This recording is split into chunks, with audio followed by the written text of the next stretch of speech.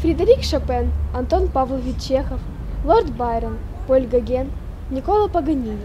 Вот неполный список людей, которые умерли от туберкулеза, опасного инфекционного заболевания, которое до сих пор ежегодно поражает 8 миллионов человек, а 2 миллиона умирают. Без своевременного и правильного лечения туберкулез приводит к потере трудоспособности, инвалидности, смерти. Основным путем заражения является дыхание при кашле, чихании, разговоре. Казалось бы, если знать о путях передачи, то и бороться легче. Но несмотря на это, каждые 4 секунды кто-то заболевает туберкулезом.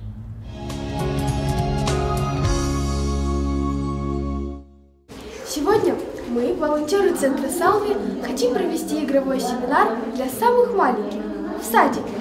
А рассказывать мы им будем, знаете о чем? О гигиене кашля. Идемте, я думаю, у нас получится. Здравствуйте, ребята. Меня зовут Света. Здравствуйте. Меня зовут Катя. Меня зовут Юля. А как вас зовут? Меня зовут Яна. Меня Юля. Света. Меня зовут Дима. Богдан. Саша. Меня Настя. Ева. Стася. Артем. Таня. Саша. Максим. Габриэла. Катюша. Дима. Сегодня мы к вам пришли, чтобы рассказать об одной опасной болезни, которая называется туберкулез. Она передается по воздуху, когда мы кашляем или просто дышим. А самое главное – показать то, как мы можем себя защитить от нее. Итак, поднимите руки те, кто хотя бы раз в своей жизни болел или кашлял. Вот видите? Все. Давайте посмотрим, что же происходит, когда мы заболеваем. Миллионы маленьких вредных монстриков попадают в наши дыхательные пути. Давайте образуем два круга, которые будут нашими организмами. Каждый круг – это наш организм. А организм что делает? Дышит. Правильно. Давайте изобразим акт дыхания вот как.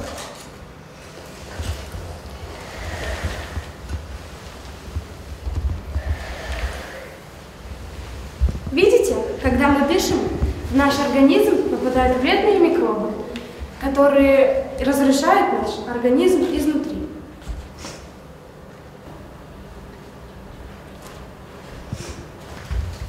Но, поработав в одном организме, он выходит из него и выбирает себе другой.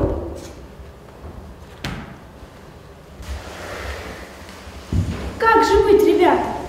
Как защитить нам окружающих от микробов? Я знаю, нам необходимо, чтобы микробы не выходили из организма при кашле.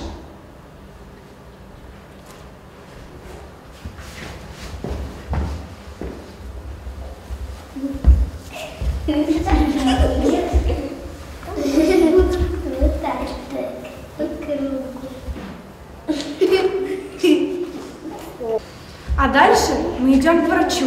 А врач что делает? Назначает нам лекарства. Правильно. А лекарство? Убивает микробы. Правильно. И наш организм снова становится здоровым и веселым. А теперь давайте все вместе обратно сядем в круг.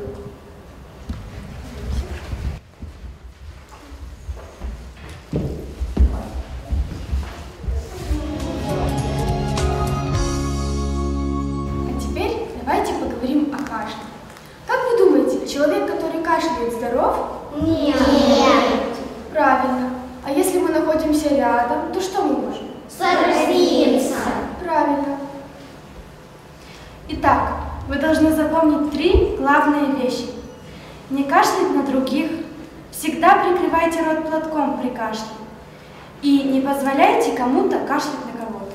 А чтобы не заразиться, кашляющий что должен делать? Прикрывать рот платочком. Правильно. Кашляющий должен прикрывать рот платочком или тыльной стороной ладони. Итак, вы должны запомнить 3 главные вещи. Не позволяйте кому-то кашлять на вас. Всегда при кашле прикрывайте рот платком. И не позволяйте кому-то кашлять на кого-то. Это называется гигиеной кашля. Ну, кто из вас самый смелый и готов повторить эти правила?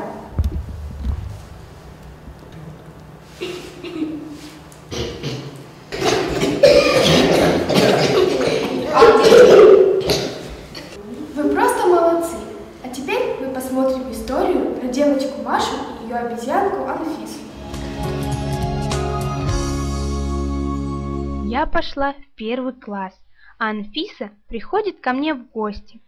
Нам с Анфисой ставили пробу МАНТУ. У Анфисы она отрицательная, а у меня положительная. Так произошло 1 раз.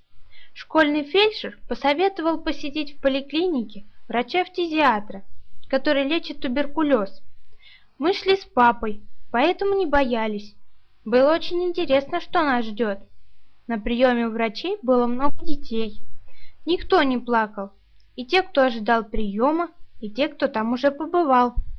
Нас с Анфисой пропустили без очереди, потому что она забралась на пальму и вызвала у детей много шума и смеха.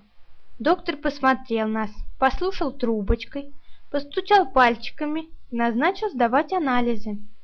Следующей была лаборатория.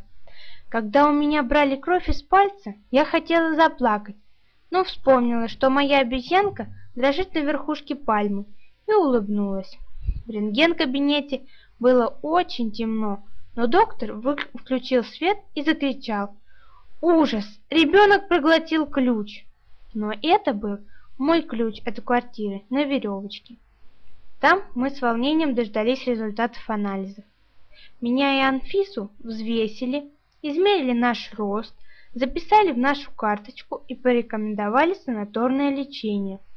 Сейчас я вам расскажу, как мы с Анфисой побывали в санатории.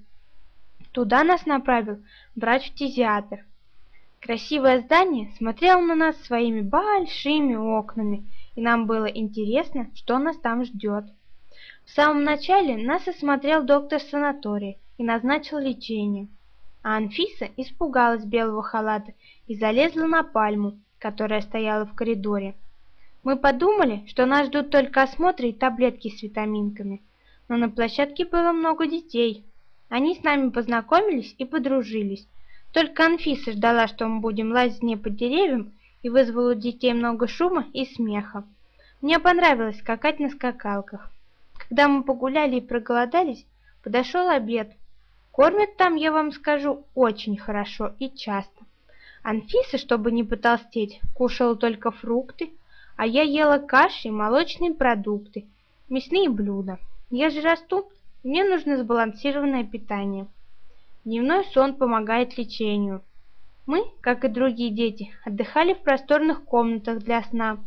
Анфиса соорудила гамак из штор и быстро засыпала под разные истории ребят. После сна у нас было много различных процедур. Массаж, лечебная физкультура, ингаляции, душ. А Анфисе больше всего нравились кислородные коктейли, фиточай и лечебные грязи. Еще я познакомилась с компьютером и научилась на нем писать письма и рисовать. Моей подруге это тоже было по душе. Время пролетело очень быстро. Так не хотелось расставаться с новыми друзьями, но нужно было возвращаться домой. В заключении своего рассказа прислушайтесь к моим советам. Меня и Анфису им научили в санатории. Нужно соблюдать правила гигиены тела и жилья, соблюдать режим дня, заниматься спортом и закаливанием, правильно питаться. Лечение должно быть комплексным или регулярным. Лучше профилактическое лечение в санатории. Там легко соблюдать каждое из этих правил. Не нужно бояться ходить к докторам. Они обязательно помогут найти причину ваших неприятностей. Многие из ваших неприятностей невидимы, а доктора помогут с ними справиться.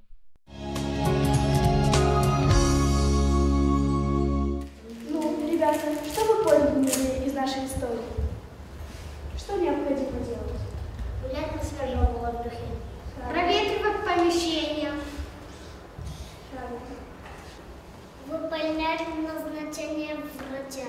Хорошо питаться. Гулять на свежем воздухе. Что надо прикрывать рот. Ходить к врачу. Пить таблетки. Сироп пить. Вы очень умные дети и усвоили все очень быстро. Молодцы. А вот и обещанные призы.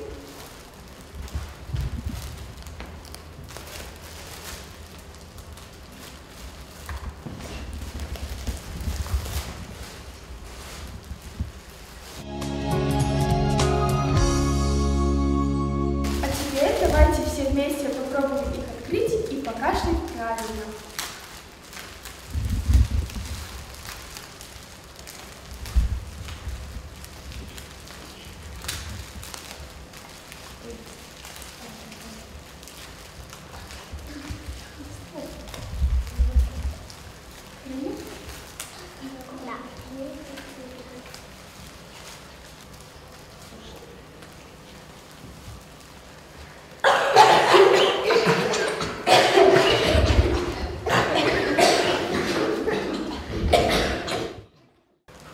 Спасибо вам большое, ребята, за участие.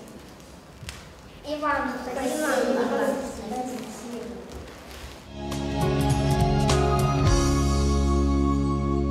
Мы говорили сегодня о туберкулезе. Я научилась правильно кашлять. Когда кашляешь, надо прикрывать рот вот так. Лучше всего пользоваться салфетками. Я знаю, что такое гигиена кашля. Нужно проветривать дом. Вот и закончился наш семинар. Надеемся, что он понравился ребятам, и они, конечно, будут соблюдать гигиену кашля и будут учить этому своих близких. Надеюсь, что и вы запомнили ее принципы. Не кашлять на кого-то, не позволять, чтобы кто-то кашлял на вас, не позволять, чтобы кто-то кашлял на других. И еще учить себя и своих близких, кашляя, использовать одноразовые салфетки, закрывать рот наружной стороной ладони, не забывать говорить о гигиене кашля даже с тем человеком, который не болеет туберкулезом, открывать окно, если с вами в помещении кто-то кашлял. Итак, наши цели ясны. Вместе мы сможем остановить туберкулез. Каждый из нас помнит, что те знания, которые мы получили в детстве, остаются с нами на всю жизнь. Поэтому я очень благодарна волонтерам центра Салви, которые научили наших детей гигиене кашля, и это позволит им избежать заболеваний, передающихся воздушно-капельным путем, и в том числе такого опасного заболевания, как туберкулез.